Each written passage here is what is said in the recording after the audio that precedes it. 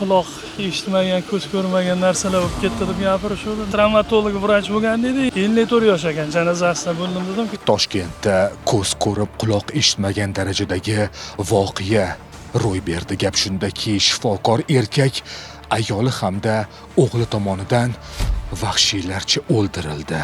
Biz dasturimizning avvalgi sonlarida ushbu voqeani o'rganib, mahalla faollari va marhumning qo'shnilari bilan suhbatlashgan edik. Otalari mahallada xirurg bo'lganlar ko'p, yoshlarga yordamlari tegan. Eriga ona bilan o'g'il bu tajovuz qilishgan. Qo'shnimizni morgdan avtobusda olib kelishdi. Ona bola yo'q. Qayerdan topilgan ularning jasadlari? Suvdan topishdi. Qora suvdan deyishdi.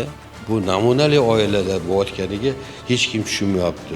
Aniqlik kiritilishicha, ayol erini boshqa bir ayoldan rashk qilib, mudhish jinoyatga qo'l uradi va ushbu voqeaga katta o'g'lini ham sherik qiladi. Ish hujjatlarida keltirilishicha, dastlab ayol, o'g'il va ota birgalikda ovqatlanish uchun restoranga borishadi, so'ng esa uyga qaytadilar. Sarxush holatda kelgan ota uyquga ketadi. Erining uxlaganidan keyin ayol bir uchi to'qqa tiqilgan simni turmush o'rtog'iga tekkizadi. Tok urishi sabab uyg'onib ketgan erkak baqirishni boshlagan vaqt orqasidan o'g'li kelib uni bo'g'adi. Qarabsizki, ona va o'g'il maqsadiga erishadi. Erkakning umriga zomin bo'ladilar.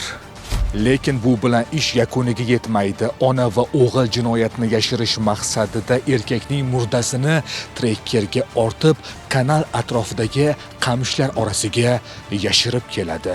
Eng e'tiborlisi, marhum va uning ayoli ham shifokor bo'lgan. Xo'sh, mazkur jinoyat qanday fosh bo'ldi? Fojiani qilib qo'yilgan 4 kun 5 kundan keyin organ xodimlariga qo'ng'iroq bo'lgan. Shu erim kelmayaptilar, bu degandan keyin ular o'rganib chiqilgandan keyin bu hamma fojia, bu noma'qul ishlar xonadonni o'yida bo'lgan. Bugun jinoyat ishlari bo'yicha Sergeli tuman sudining aynan mana shu sud zalida shifokor erkakni o'ldirgan ona va bolaga quyidagicha jazo tayinlandi. Sudlanuvchi ayolga O'zbekiston Respublikasi Jinoyat kodeksining 97-moddasi 2-qismi VP bandi bilan Jinoyat kodeksining 57-moddasini qo'llab 13 yil ozodlikdan mahrum qilish jazosi tayinlansin.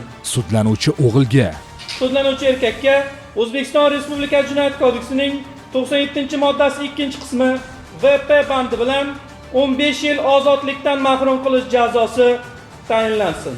Qanday qilib o'g'il otasini, ayol esa bir yostiqqa bosh qo'ygan turmush o'rtog'ini o'ldirishi mumkin? Eng e'tiborlisi, mazkur holat ziyoli, o'ziga to'q oilada ro'y berdi. Xulosa qiling. Biz shu o'rinda marhum erkakning ortida qolgan kichik o'g'liga hamda 2 nafar qiz farzandlariga hamdardlik bildiramiz.